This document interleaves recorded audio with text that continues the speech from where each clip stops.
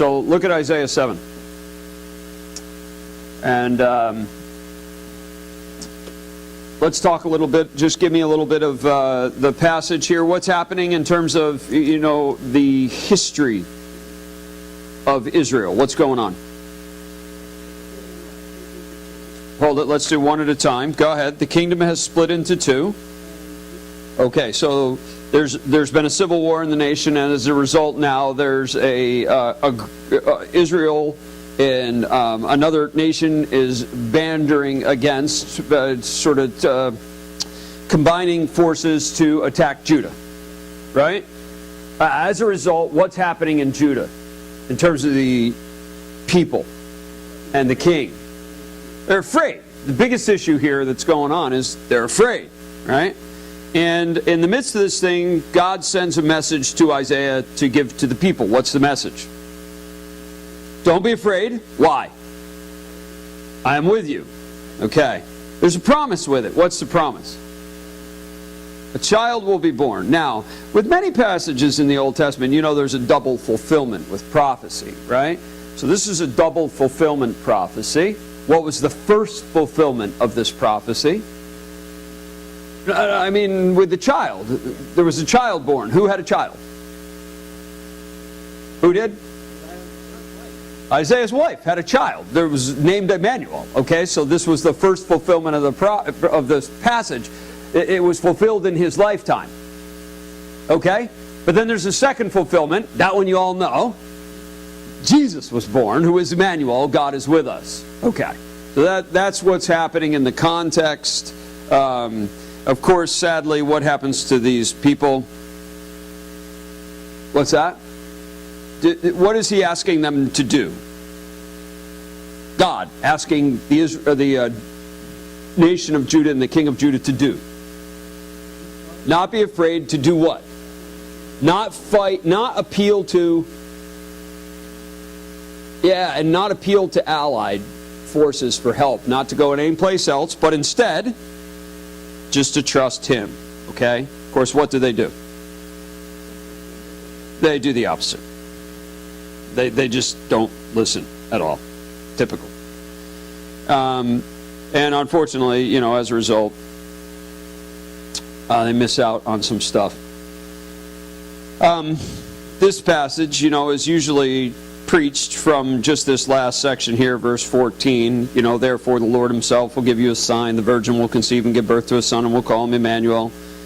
And it's usually when this passage is preached, that's what it's preached on, is, the coming of Christ.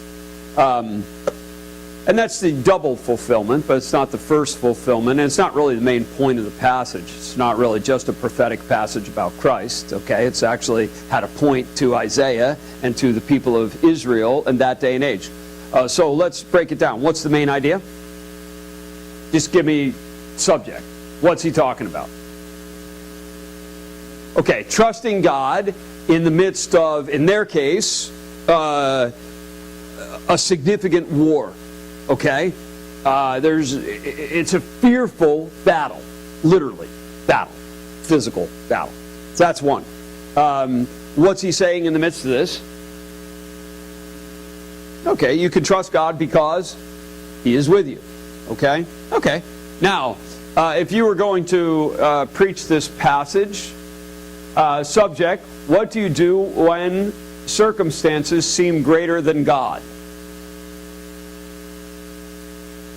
That's one way to say it, because that's how they felt, thus the fear. You could have also just said, what do you do when you're afraid? You could have, but in this case, you're afraid because of incredibly difficult circumstances. That's why you're afraid. So that's why I went to that. Yes, he's dealing with fear, but it's not just a generalized fear. It has to do with a fear with being outnumbered, in this case, in a battle. They're about to get their butts kicked, and they know it, and they're scared to death, okay? Their circumstances seem greater than their God. And what he's saying to them is, take God at his word. In this case, the word of God is, you can stand still and not be afraid, I'll deliver you. That is what he calls them to do, is to take God at his word. Now, there's an indicative in the passage, and that is, God is with us. Okay? That's why we can take him at his word. And in this case, obviously, there's a fulfillment of a promise that occurs. Now, if I were preaching this and putting it into a point, and trying circumstances when our faith is shaken, remember God is trustworthy. Remember Emmanuel. God is with us. And that's kind of it. And when the kingdom looks shaky, remember the unshakable promises of the unchangeable king. I could have said it that way. Okay? It's just different phrases. It's the same idea. Why I did that, you could have said this. The ultimate proof that God is trustworthy is that he sent his son. Here, listen, what you're trying to do when you're preaching is you want to get some main idea, sentence that kind of captures the passage. There's different ways. There's no magic to the words. You just want to get to the main idea. And you want to preach the main idea of the text because that's where the power is. But that's what this passage is really about. It's really about your circumstances seeming to be overwhelming. When your circumstances, you could have said that, are overwhelming, you can trust God, for God is with you. You could have said that, okay? Listen, you have to tie this to the eternal, though, because the reality is what you never want to do is stand up and say, no matter how bad your circumstances, you can trust God, he's going to deliver you. Well, that's not true. Don't say that. So you're going to be bankrupt because you lost your job. Does that mean you won't lose your house? You want to preach that? Did you ever meet anybody that lost their house? So have I. Good people who loved God and followed him wholeheartedly. Why? Because life sucks. It's a Hebrew word. You can look it up. Okay? It's there. Sucketh is the Hebrew. That was from my friend Jen, who is a Hebrew scholar. What you want to do is you want to make sure you're preaching what God says and not preaching, again, these sort of pithy little statements that aren't true. He's not promising to deliver you from every circumstance in your life. That's not true. Does God deliver everybody from cancer? No.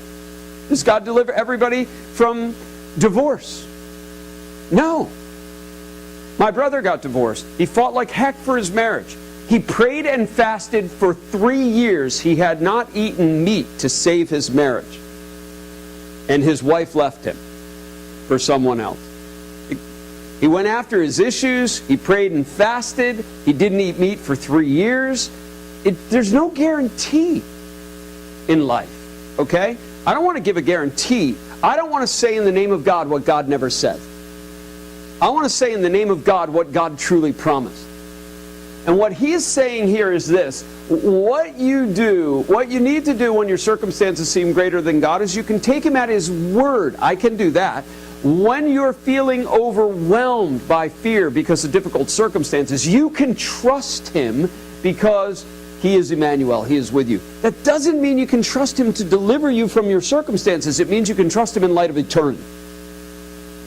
It means you can trust him to be with you and be enough for you. It doesn't mean he's going to deliver you. So don't ever say what God doesn't say. Listen, a ton of heresy is preached in application. Be careful with application. Don't say what God never said. Don't do that. Because then people will think, oh, God let me down. God didn't let you down. You let them down by giving them stuff God never said. So make sure you preach what God says. You got it? God's ideas, not your ideas. And this passage is not promising you you'll be delivered from every circumstance. There's lots of passages that we preach out there that's not what they say. Here's another one, classic. You ready?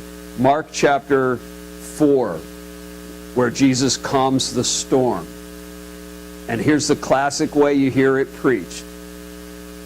When you're going through storms in life,